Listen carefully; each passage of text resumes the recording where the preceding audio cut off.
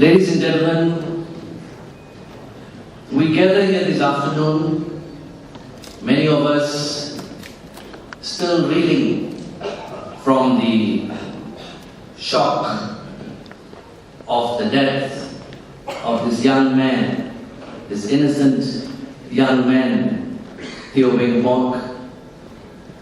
In the same way that some months ago, some of us reeled from the shock of the death of another young man, 22 years old, Sivarasa Rasiah, who died mysteriously in custody, and who joined the ranks of almost 90 other persons. 90.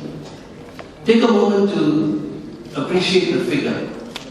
90 other persons of all races, Malays, Chinese, Indians, Ibans, Kadazans, who have died in suspicious circumstances in custody, mostly in the hands of the police and now in the hands of the infamous MACC.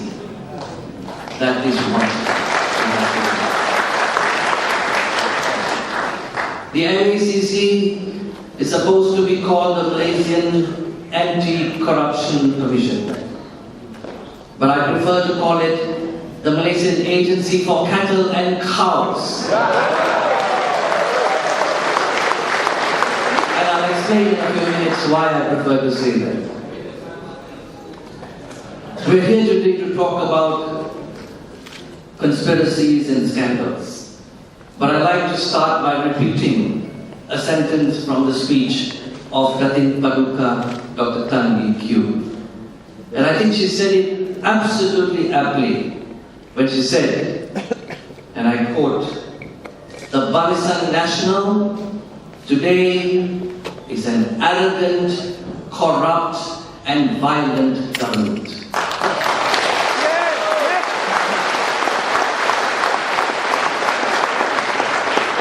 I want to add one more adjective. I want to say it is also a devious government. And I want to add one final adjective. I want to say it's a manipulative government, because today it manipulates all our institutions. It manipulates our police, it manipulates the 80 chambers, it manipulates the judiciary, and I will make a case it also manipulates the monarchy today. All our key institutions today are manipulated deviously by this government, the Barisan Nasional. This, ladies and gentlemen, we must understand. And this is the change that we must keep working for. The change that we must bring if this country is going to move forward. If this country is not going to sink and fall backwards into the wayside of history, whilst our neighbors in Southeast Asia, whilst our neighbors in Asia move on and prosper. This is the challenge that faces all of us, to secure the future, not just of ourselves, but our children and our grandchildren. The story of the MACC and PERA, I'd like to start with that. Some of us think the story of the Perak saga started this year. Ladies and gentlemen, no. The story started last year. I know this well, and I can say this, I speak with first-hand knowledge. Because for me, the story of the Perak saga started in the campaign for Permatan Power last year, when we were working to elect Dato' Sri Anwar Ibrahim as the new Member of Parliament for Permatan Power. This is when we saw the devious hand of the Barisan Nasional at work. And how? By using the same agency that has caused the death of Teo Beng Mok. Except then, it wasn't called the MACC, it was called the ACA. No difference. Same persons, only different clothes. What did they do?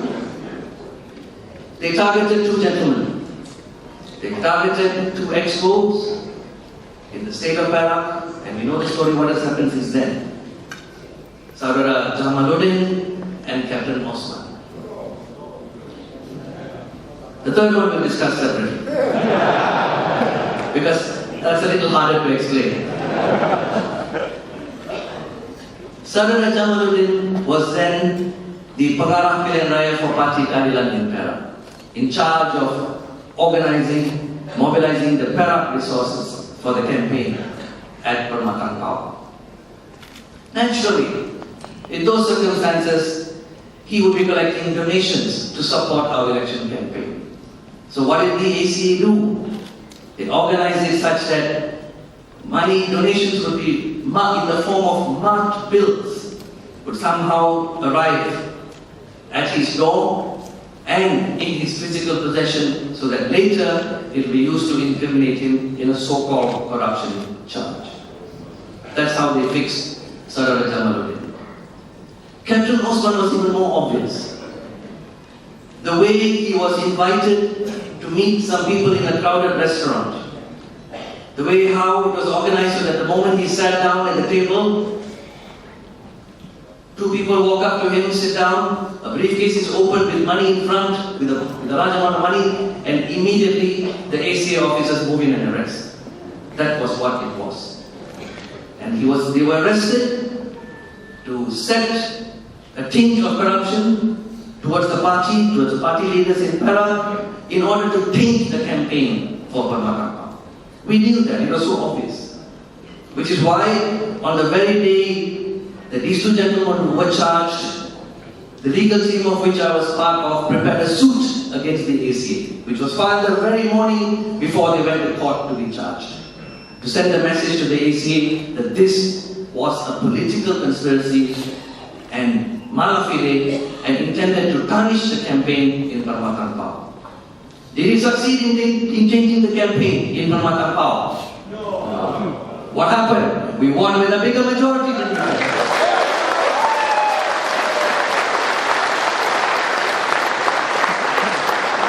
But I tell this story so that we see the dark hidden hand of the ACA. That's not something new. It started then. And of course, then they put the pressure on these two, and they cracked this February, together with the other person called Madam Key, and all of you know the rest of the story. But this is how the ACA, the former BPR, has been used politically and continues to be used. The Perak saga then of course unfolded. And here we see the next steps of manipulation. And here, unfortunately, it goes into the realms of the monarchy. And it is a matter of great regret that we have to say this, that on the day that a member of the monarchy of this country should have stood firm and should have stuck to constitutional principles of law recognized all over the world. And when Menteri Besar Nizam approached him as the sitting Menteri Besar of the day in early February this year to ask him to dissolve the State Assembly of Perak, it is a matter of great regret, which we recorded in the history of this country, that that member of the monarchy declined to give that request. That is the extent of the influence of the Barisan Nasional. That it can make people do unreasonable things. And when people do unreasonable things, there is a smell. And when that smell builds and builds, then we say conspiracy. And this is what we can see in Perak. Ladies and gentlemen, that same member of the monarchy is an acknowledged expert in the law. A man who was a former Lord President of this country. A man who wrote books on law. A man who wrote an authoritative text on constitutional law. And where the same authoritative text said, it is the convention, when asked by a sitting Menteri Besar to dissolve, that you do dissolve. But on this particular day, that same monarch said, no, I will not dissolve. And in doing so, what did he do? He denied the people of Perak the right to decide their Menteri Besar. And he decided that. So today, you have in Perak a mantriprasad that has been decided not by the people, but by the judiciary. And that is another story by itself.